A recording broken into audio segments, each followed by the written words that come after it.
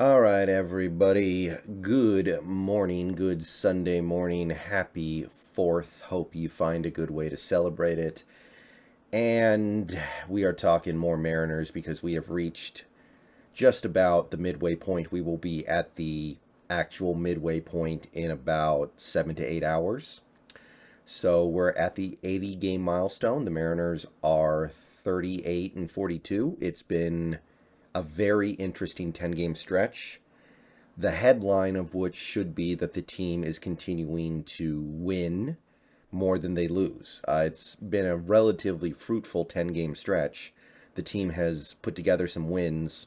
They've won some games that you would have basically left them for dead at one point. They've found a way. So, quite simply, this team has managed to make the second half of this season at least a little bit interesting for fans. But this last 10 game stretch has been interesting for more reasons than that.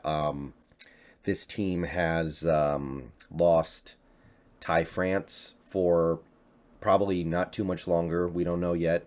We know he's going to miss these next couple of games at least, and then hopefully we can get him back sometime this month. I don't know what the exact word on it is yet, but there was that happened right after my last video, and then you had the brawl in Anaheim, or well, Anaheim, LA, whatever, which thought about making a video on that one because it was so interesting, but I don't think there's anything much you can say about it. I think everyone who saw that situation understands what happened there. Really, really silly situation. It's kind of too bad the MLB didn't fully recognize what was going on there. But bottom line is, it has done some damage to this team. I think you can very safely say that that brawl cost us that game on that day against the Angels. And it may, at least I think you can make an argument that it has cost us at least one game since. Although that I don't know about for little minutia reasons. It's hard for me to say that J.P. Crawford, the only guy who's missed games so far, would have been a linchpin to the team winning a close game like the 3-1 loss to Oakland the other day, because, quite frankly, he's slumping, and this is not a bad time for him to take a few games off. I believe he'll be back after this Oakland series, so we're going to stagger our suspensions, so I think Winker's going to miss some games. He's obviously has to miss time because he was obviously not the instigator, but he was very involved in that process. And then you have Julio. So yeah, it's been an interesting 10 game stretch, but the team has overall played well enough to win more than they've lost. The pitching is phenomenal. Every single starter on this team is consistently giving the team a chance to win every time they take the mound. We had like one bad start from Kirby. His last start wasn't very good. Logan had a rough start but still got the win. And other than that, we're getting quality starts pretty much every time. Now, unfortunately, Marco and Flexen don't have a lot to show for those quality starts. They're not getting support. But they are generally doing their job. They are pitching very well. And I'm going to say what I said last time I made a video. This team has an opportunity to have a great rotation for the next couple of years at least, because Ray, Gilbert, and Kirby are not going to go anywhere anytime soon unless you send them somewhere. And you should have the opportunity to lock those guys up as well beyond just their current rookie deals. So that's a hell of a 1-2-3 going forward. You might have to replace Marco and Flexen, but if those are your 4 and 5 guys, you should be able to replace your 4 and 5 guys. Just find another guy like a Tyler Anderson. The bullpen, wow. They have really locked it down, and I'm not really nervous about them the way that I was even 10 games ago. Castillo has been great. Obviously, you're never going to trust him 100%, but he's getting close. Murphy, awesome. Swanson, awesome. Sewald's been a little shaky, but he's mostly gotten it done. Even Baruki's actually been okay. Munoz has been better. I kind of can't believe this bullpen got it under control the way that they did after they lost a Sadler.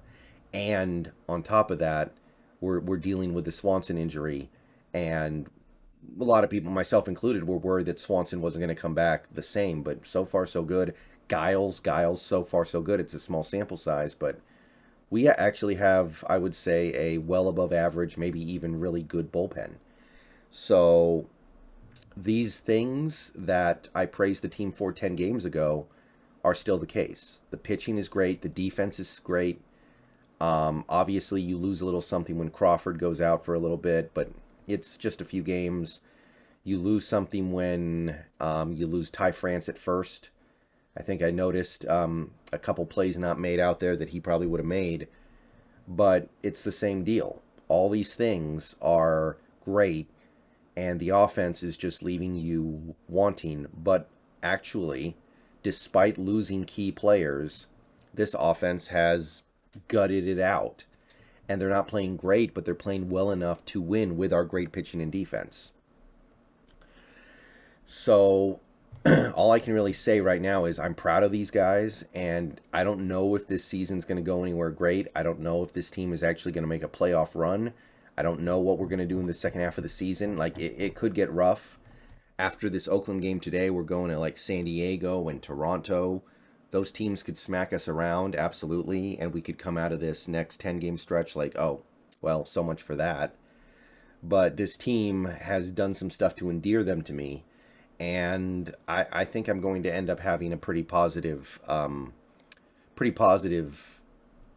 feeling from this team after this season. To lose Mitch Haniger after he gave you basically nothing, he gave you 36 plate appearances and approximately league average hitting, and then he basically taps out until maybe we'll get him back in a couple weeks. To have your best overall hitter miss games in the middle of the season, we don't know how bad this is going to be. To have these suspensions come in, I don't want to say they're causing us to lose games, but I can definitely point to one game they probably caused us to lose. And you're also talking about things like Torrens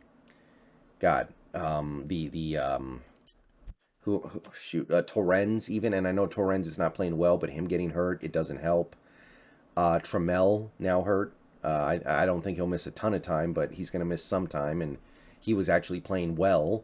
So all these things keep stacking up, and I'm not going to pretend like these guys are playing great, but they're finding a way to keep it together. Cal has become a very solid hitter. He has become a clear part of this team's future. Suarez still grinding it out. Winker had a great run. Hopefully he can keep it up after he serves his suspension, because I'm sure that's going to come up in the next couple of days. I don't even need to say anything about Julio because you guys all know. As much as Toro isn't having a good season, he's coming through in some big situations. Like even Sam Haggerty, man. And I'm not going to act like Sam Haggerty's playing great. He's not.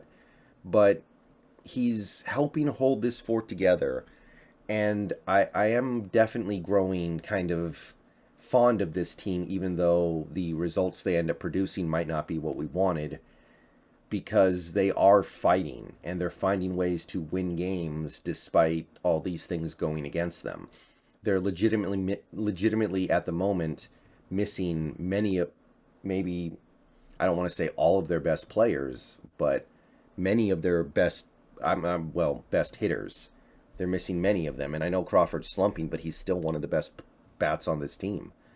So for them to find a way to gut out wins, including in the last several games, 10 games we played, 2 games we had no business winning, it means something.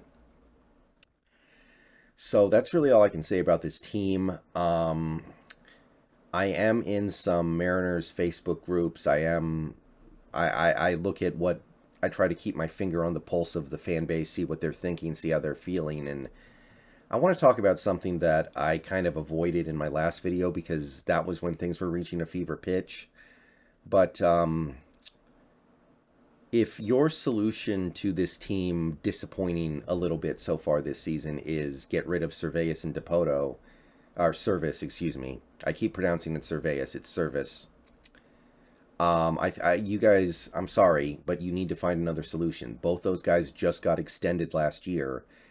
And if this ownership group isn't willing to spend money on players, what makes you think they're going to be willing to spend money on a coach and well, not a GM, but a head of baseball operations that aren't even working for you anymore.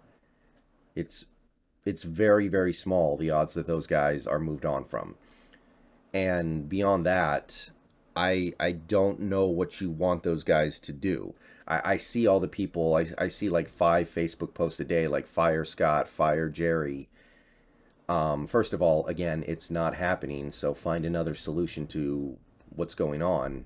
Sorry, it I don't think there's any circumstance short of the team becoming the worst team in the league, which they're nowhere close to. But I really want to know what people think those guys should be doing. Um, we have an ownership group that isn't willing to spend big money. I mean, we had a chance this offseason. We did some things. We picked up Adam Frazier. We picked up Winker and Suarez, but we stayed away from the big money. Stayed away from guys like Trevor Story, guys like Rizzo, guys like Baez. There were opportunities to go get guys. The Japanese guy who's actually been a disappointment in Chicago so far. But there were opportunities to go get blue chip type guys, and they didn't do it. They have a bottom third payroll, and that's with the Robbie Ray contract.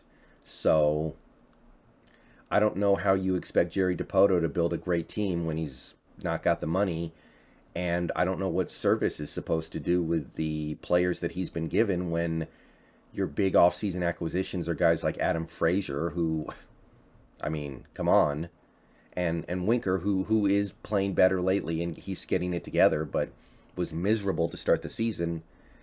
Sorry, guys, you got to spend some money. And if we don't spend some money this offseason, then I don't know why things are going to get better, and I don't know why it's going to be their fault, especially with all the players who are missing time. So that's all I wanted to say about that. Other than that, I'm happy with the way this team is playing right now. They're doing what they can. Hope we win today because the next week could be rough. All right, see you guys later. Go Mariners. More videos coming.